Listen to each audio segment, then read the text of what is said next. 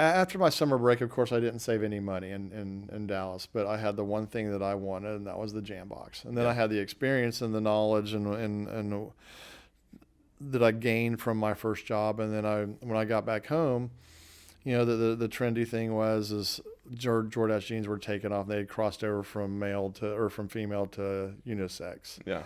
And that was the thing. And I wanted a pair of Jordache jeans. I asked my dad, can I borrow $60?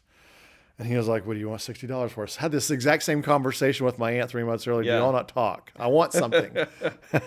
And I was like, I want a pair of Jordache jeans. And he was like, he had the paper, and he folded the paper down. He had his glasses on. He was looking down at me. And he was like, I ain't giving you $60 for a pair of jeans. If I want to buy a pair of jeans for you, we're going to go to Sears, Penny's, and $9.99. Yeah. A pair of Levi's. I was like, no, I want Jordache. She goes, then go get yourself a job and get your own money and get your pair of $60 jeans. So I did. Lied on my application, said I was 16. I was only 15. Got a job at McDonald's. My first paycheck, I made more than enough to get my pair of jeans. And I bought those pair of jeans, and they were the most uncomfortable creep up into the netherworld jeans I've ever put on my life.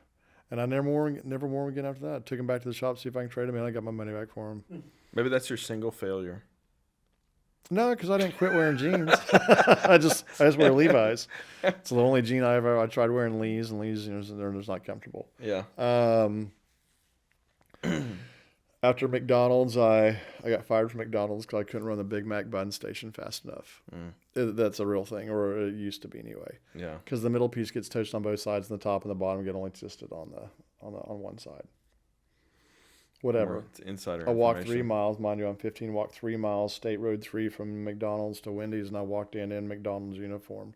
Tony Kimbrell was the general manager of the store that time. He walked in, and I walked in. He was behind the counter. And he looked at me, and he was like, "Well, if you're here for your shift, you're in the wrong restaurant." And I said, "Nah, I just got fired about 25 minutes ago." No, it wasn't 20, about 40 minutes ago. It's 3 miles.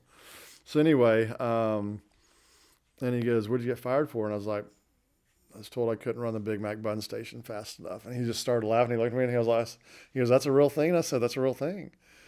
And he was like, he sat down, and we talked for a few minutes, and he asked me if I was good at what I do, and I said, "Well, tell me, what do you need done? And I'll do it." Yeah. And I'll do it hopefully better than anybody else has. And he goes, "Well, I just had a grill cook quit. So when do you want to start working?" I said, "When do you want me to start?" He goes, "Be here tomorrow at 4 o'clock." And I said, "All right, get out of school. I'll be 4:30. He goes, "All right, make it 4:30. And then a few months later, when I turned 16, I told him, "Hey," I said, "just turned 16. Just want to let you know. I lied to get a job. Sorry." He goes, "Don't lie to me again." He was a little bit pissed. He was a little bit more animated than that, And ended up becoming the youngest manager for that franchise. When I was 17, I transferred down to Pensacola when I left and went down there and just wanted to get out and do something different than fast food. So I became a jewelry salesman in Cordova Mall at this place called Danielle's Jewelers. Was there for a hot minute. This guy was hired to be the manager of the store. I was just a sales dude, and his name was Charlie Smith. Became a very good friend of mine. I haven't talked to him in years. He was like, "Hey, you should go get it," because he knew the store was closing. He goes, "The West is going to close the store. You should think about doing something else. You're a hell of a salesman, man." He goes, "Waiters are salespeople."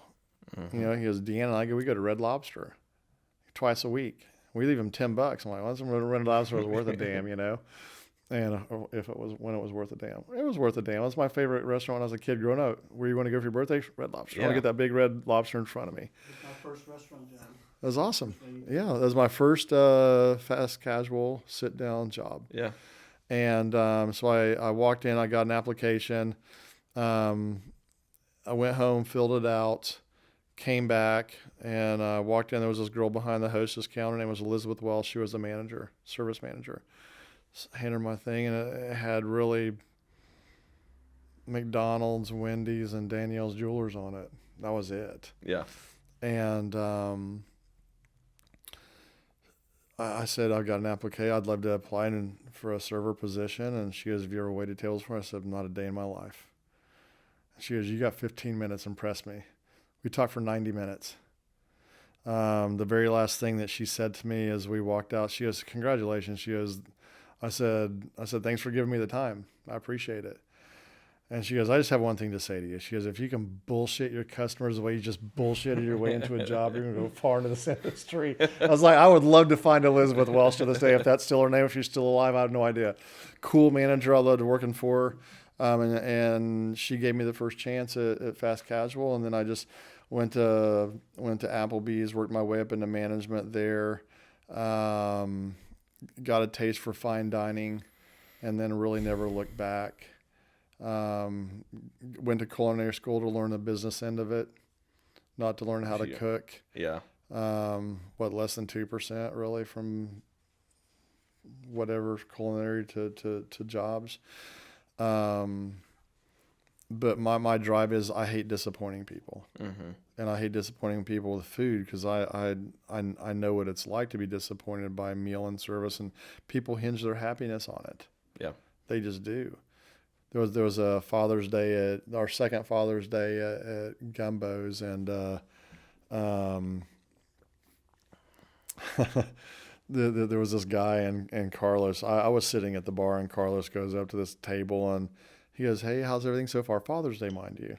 Family's there." And this guy goes, "There's not enough sausage in my gumbo." Carlos, not a problem. We'll take care of that right away. I'm not going to go heat up more sausage. I'm going to go get a fresh bowl, everything to the. And he takes the bowl back, and they put double the amount of andouille in it, same amount of seafood. Go back and gives him. They call it the Chuck Woolery, 2 bites, 2 minutes. Yeah. He was a host for a game show back in the day. Yeah. He was back in 2 and 2, and Yeah. that's what the commercials ran back in the day. It's called the 2 and 2, 2 bites, 2 minutes. And so Carlos goes back, and the guy goes, he goes, "How's the gumbo now?" He goes, "Now there's not enough seafood in it." I'm just so angry like that. and I'm hearing this from the other side of the restaurant. I'm going, what the hell is going on over there? And Carlos, then he explained that to me. I was like, I know, I heard it. I'm like going, you hinge your happiness on a meal. I was like, boy, your issue's not with the gumbo, bro. Yeah. It's something more rooted than that, but that's okay.